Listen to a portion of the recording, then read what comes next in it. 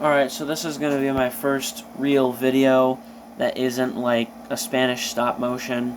No, I do not speak Spanish as like my main language, but anyway. This is a Wolverine figure I got recently. I wanted to paint the hair on his arms, because, I mean, if I show you here, Hasbro, they don't paint the hair on the arms of the Wolverine figure all the time. I don't know why. I can't imagine it would cost way too much more. And they also don't paint like the top of the shoulder to make it look a little bit better when this shoulder pad is on. You know, you look at Toy Biz here. I have one of my Toy Biz Wolverine figures that I need to work on. They at least painted the arm hair. I mean, yes, it is just lines, but it's a little bit better. In my opinion, I think this looks better than this. And also, he doesn't just have, like, plastic in his skin. It's on the shoulders. And yeah, this is a different costume. This isn't the same figure. But it's the same idea, right? Like, I don't remember if Toy Biz ever made a Tiger Stripe Wolverine. I think they did. But, like, this just kind of looks a little bit funky from some angles, whereas this looks, in my opinion, just a little bit better.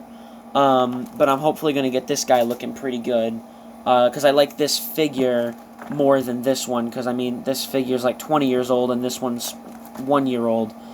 But yeah, this is my first, like, real video, I guess you could say. I've worked on a couple other figures recently. I've got this cap here, this Mafex cap, that I got loose with, like, barely any accessories, but I like it a lot. Probably my favorite Captain America figure. All I did was really just, like, Dremel out the ball joints in his torso because it was, like, a solid piece of plastic. It was so tight. So I just used my handy-dandy Dremel here with this bit on it. And I just, you know, carved out the inside of the torso so that he can now move his torso. Instead of, like before, it would make these really awful noises that sounded like you're breaking your figure. So, I don't know if I'm the only person with that problem. I haven't seen anyone else mentioning it on YouTube. But I also haven't really, like, watched every review for him. So, if it is a big problem, maybe I will do a video on, like, taking the figure apart and showing how I do it, but there's also a lot of those kinds of videos on the internet, so I don't really see where it's entirely necessary. And then I also worked on this Goku. I don't know what version of Goku this is. I knocked over Wolverine. I'm really not, like, the biggest Dragon Ball guy. I kind of just got this figure because I like Goku and I think he looks cool. But his head doesn't move up at all. And you're probably thinking, wow, that's a really bad gap in his neck. And, yeah, his figure's not finished. But his head wouldn't look up. And it still doesn't really look up, but it's better than it was. Before it was, like, there. He was actually looking down. So I carved out some plastic in the back of his head and his neck. And then in his torso. But I did it wrong. So now there's a big gap there. So I'll revisit this figure at a later date. I don't know if I'll record it. I probably will, but I'm not really sure. But that's not what we're doing today. I'm just going to paint the arms on this figure, do a little painting. Personally, I think it's kind of boring when, like, people show the entire painting process in a YouTube video, so I'm not really going to record that. It's pretty simple. I'm just using this black Tester's paint. I don't know if you can still find this anywhere. You could probably get it online. But, you know, I got this years ago, and I went to Hobby Lobby recently, and I don't think they carry this anymore. Their paint bottles, at least at my local Hobby Lobby, are a lot smaller.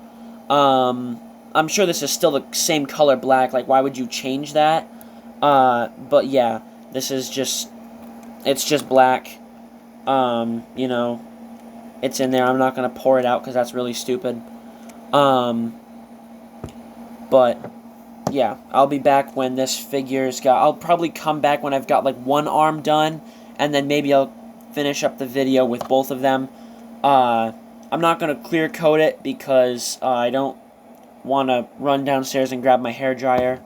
So, yeah, I'll be back when that's done. Alright, so now I got the arms painted. I just did a little bit. I might go back if this, rubs off. Let me try and get the camera to focus. It looks a little heavy. I might rub it off with some alcohol and redo it. But I kind of just went over the high spots with a paintbrush and that black paint. And, I took care of the figure, and I think it looks pretty good now. I mean, really the only thing I can complain about with this figure is the, 2 areas that they messed up on with the paint apps. I think the proportions are really good. This isn't really a review, necessarily, but, I guess I'll do some size comparisons with some figures I have on hand. Here he is with the retro card Spider-Man. This is the best Spider-Man, in my opinion, that they've made. And you can see he scales pretty well. Here he is with Ripper from G.I. Joe. Because I know everybody's going to put him next to Ripper. Why wouldn't you? Ripper's awesome. Here he is with himself from Deadpool Wolverine 2. I know Hasbro usually makes the Hugh Jackman Wolverine figures a little bit taller, but I feel like Hugh Jackman is a little bit shorter as this figure. People seem not to like this guy. I actually like him a lot. I got him for like $7 at a toy show. I think he's really cool. I like how they kind of tried to copy Figuarts with these weird shoulder joints. It's kind of cool. And I just think the figure looks neat. But anyway, I know that's probably a hot take. And then here he is with the super old Wolverine figure that I got at like a yard sale, who needs a lot of love. And they're about the same height. This guy's proportioned a little bit weird because you can see like his shoulders are not matching, but it looks like they almost match. I don't know. Maybe this guy's kind of fooling me a little bit because the top of his ears are as tall as he is, but I think he's still shorter, which is good because, I mean, yeah, obviously Wolverine should be shorter. Oh, and there he goes.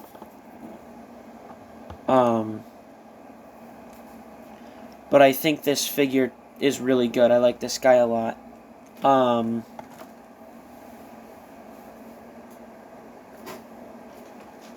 And then here he is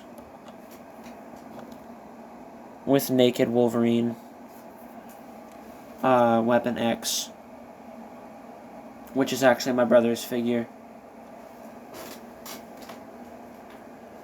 And then here he is with the Herald of Galactus Thor.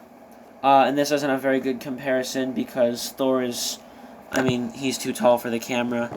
So, yeah. But those are just some figures I have on hand. But, that's not really what this is, about. More about the Wolverine figure. And I would say he looks pretty good. At least, I think, after I do the insides of the arms, and then I clear coat everything, then he'll look really good. But in terms of, reuse and whatnot, I can't really say. It's probably, if I had to guess, I mean, the same Wolverine figure that they've been using for forever. Probably the same torso. Maybe the same, boots or something. I don't know. But all I really care about is the figure looks good, and now I think he looks even better with my little mod that I did, so yeah. Overall, pretty good-looking figure, if you ask me. And really quickly before I go, here he is with head-on collision Wolverine.